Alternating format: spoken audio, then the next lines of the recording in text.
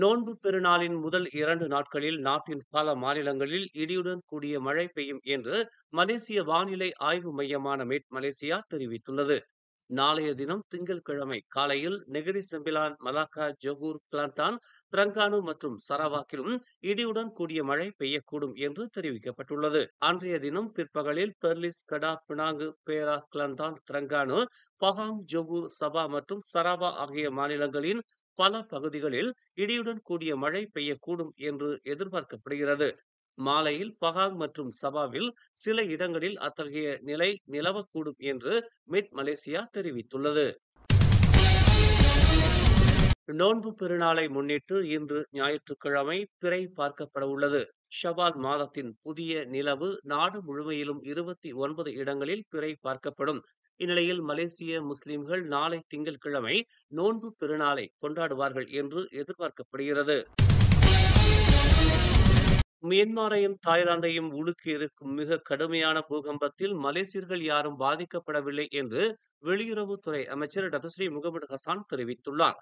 இதுவரை கிடைத்துள்ள தகவல்கள் படி இவ்விரு நாடுகளிலும் உள்ள மலேசியர்கள் யாரும் அதில் காயமடையவோ பாதிப்படையவோ இல்லை என்று அவர் தெரிவித்துள்ளார். நிலநடுக்கத்தினால் பாதிக்கப்பட்டுள்ள மக்களுக்கு பேரிடர் நிவாரண உதவிகளை வழங்குவதற்காக 50 உறுப்பினர்கள் அடங்கிய மனிதாபிமான உதவிக்குழுவை மலேசியா இன்று ஞாயிற்றுக்கிழமை மியான்மரின் யாங்கூனுக்கு அனுப்பி வைக்கிறது. ஒரே குழுவாக இக்குழு மியான்மர் செல்லவிருப்பதாக விஸ்மா புத்ரா தெரிவித்துள்ளது.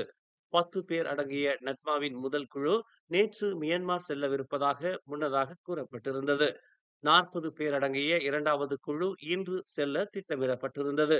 ஆனால் அந்த 50 பேரும் ஒரே குழுவாக இன்று அங்கு செல்லவிருப்பதாக முடிவு செய்யப்பட்டுள்ளது. நேற்று இரவு 10 மணி நிலவரப்படி கோலாலம்பூரிலிருந்து பயணிக்கும் வாகனங்களின் எண்ணிக்கை அதிகரித்து வருவதாக தெரிவிக்கப்பட்டுள்ளது.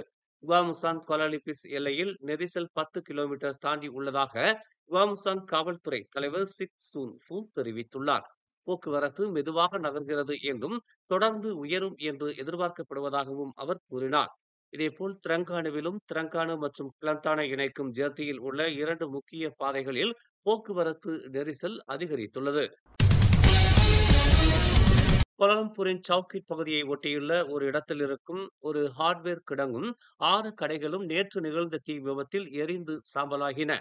பிற்பகல் 1:36 மணிக்கு தகவல் கிடைத்த பிறகு அங்கு விரைந்து சென்ற கோலாலம்பூர் தீயணைப்பு மீட்பு பிரிவின் நடவடிக்கை மையத்தைச் சேர்ந்த தீயணைப்பு வீரர்கள் தீயை கட்டுப்படுத்தும் நடவடிக்கையில் ஈடுபட்டதாக அதன் நடவடிக்கை அதிகாரி யோகேஸ்வரன் இளங்கோவன் தெரிவித்தார். செந்துல், ஹாங்துவா மற்றும் தெத்திவாங்சா நிலையங்களைச் சேர்ந்த 35 தீயணைப்பு வீரர்கள் அங்கு விரைந்ததாக அவர் கூறினார். அதன் ஹார்ட்வேர் கிடங்கில் தீ பரவிய போது காற்று வேகமாக வீசியதால் தீ விரைந்து பரவியதாக அவர் கூறினார். இதனால் அந்த கிடங்கிற்கும் 6 சிறு உணவகங்களுக்கும் தீ பரவியதால் அவை முற்றாக எரிந்து சாம்பலானது. எனினும் இதனால் உயிர் உடல் சேதம் எதுவும் ஏற்படவில்லை என்றும் தீ ஏற்பட்டதற்கான காரணம் கண்டறியப்பட்டு வருவதாகவும் அவர் கூறினார். மேலும் செய்திகளை தெரிந்து கொள்ள தமிழ் மலர் நாளிதழை பாருங்கள். உடனுக்குடன் செய்திகளை தெரிந்து கொள்ள தமிழ் மலர் இணையதளம், தமிழ் மலர் செயலி மற்றும் மலர் டிவி யூடியூப் சேனலை வலம் வாருங்கள். எங்களோடு இணைந்திருக்க மலர் டிவியை பதிவு செய்து கொள்ளுங்கள். உறவுகள் மகிழ்ந்திட விருப்பம் மற்றும் பகிர்வு சேவையை சொடுக்கிடுங்கள்.